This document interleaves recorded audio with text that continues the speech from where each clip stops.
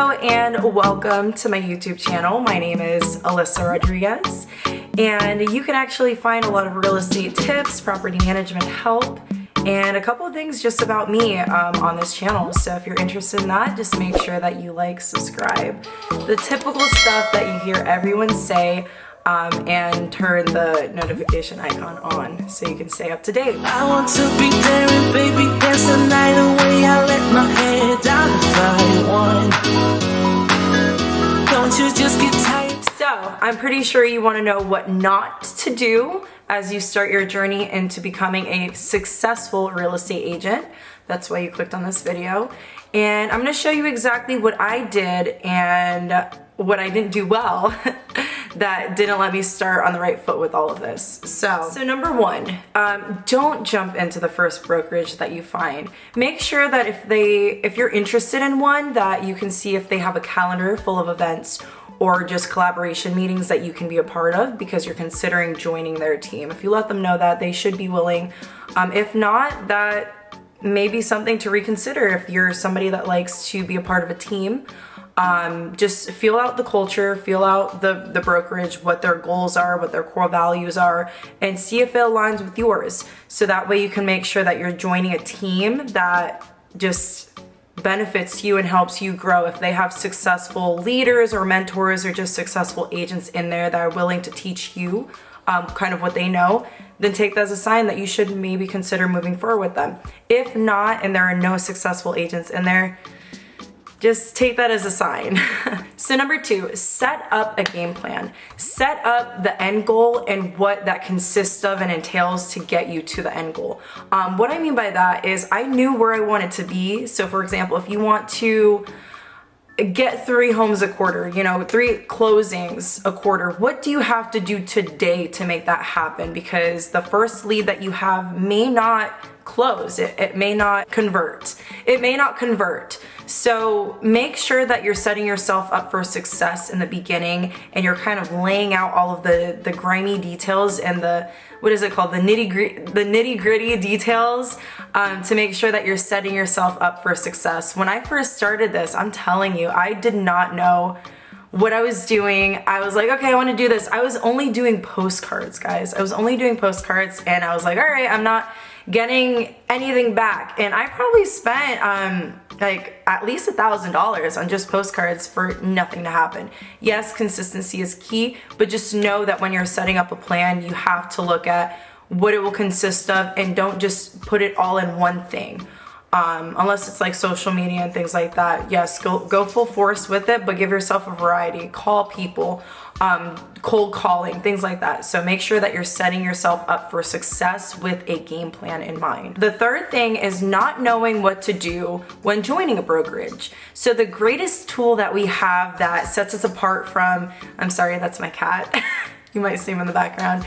So the biggest tool that we have that sets us apart from realtors couple decades ago is the internet. That's where you just found this video on. So make sure you're utilizing tools and resources and all of that great stuff to set yourself up for success again. See, when I first started out, I let somebody tell me about what resources I had access to and then I forgot about it. So make sure that you're staying consistent and up to date with all of those tools and resources, but you're also taking initiative to kind of see everything that you have, especially when you join a brokerage, as to what resources and tools they have to make sure that you're a successful agent right from the get-go.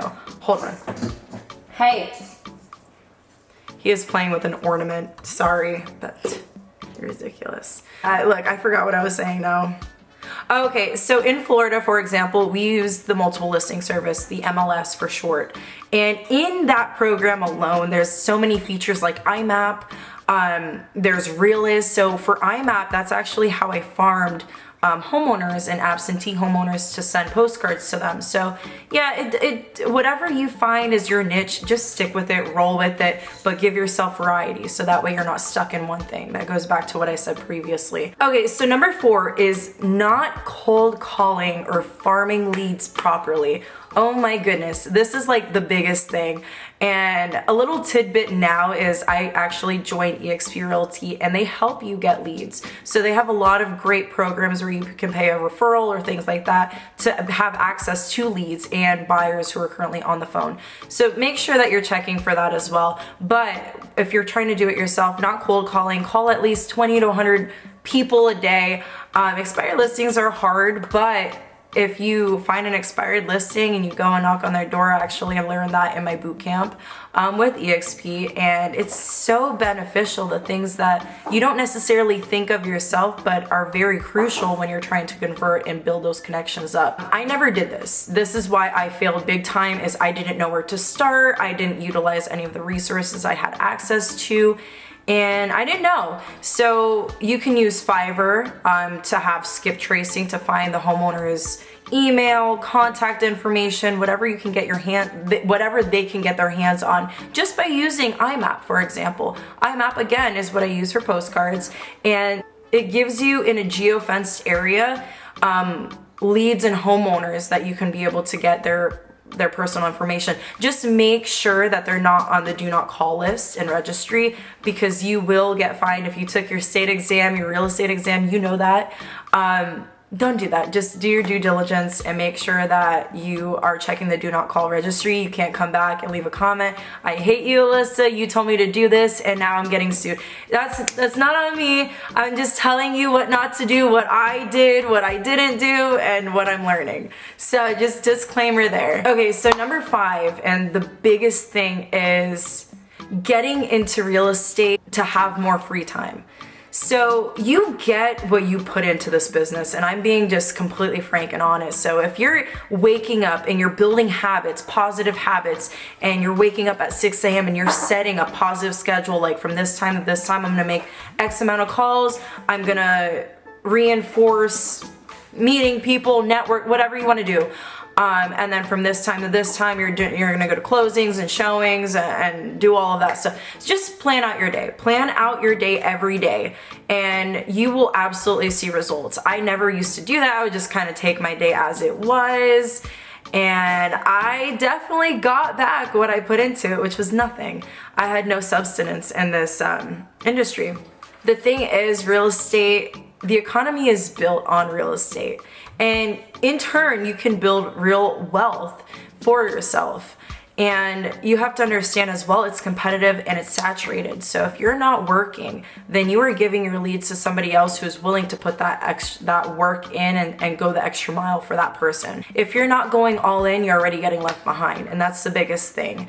So the last thing is not building connections. When you get on that phone call, you have just a couple of seconds to make an impression and to build a connection. If you're answering the phone, hi, my name is this, yeah, I can help you buy a house. You're not building a connection. You sound like every other real estate agent.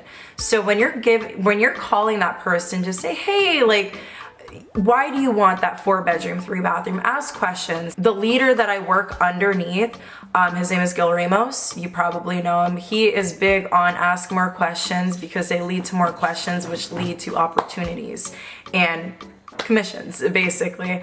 So if you're not asking questions, if you're not acting genuinely interested, then you're losing out on an opportunity, because everyone is going to buy a house in their lifetime. I mean, it's not everybody, but just about everyone is going to buy a house in their lifetime or sell a house. You never know. So if you're building that connection, even if they're not ready to buy or sell right now, they will remember you because you left an impact on them, and they will absolutely return back to you. That's the last thing I'll leave you guys with. I hope that you enjoyed the video. If you have any other tips or tricks or things that, you know, you kind of didn't do well, that didn't set you up for success, it'd be great if you leave in the comments. Maybe you'll be helping somebody else. But I do appreciate you clicking on my video. I hope you learned something. I hope you learned what not to do and what to do better if you're not doing it already. Thank you so much. I hope you have an amazing day. I hope to see you come back.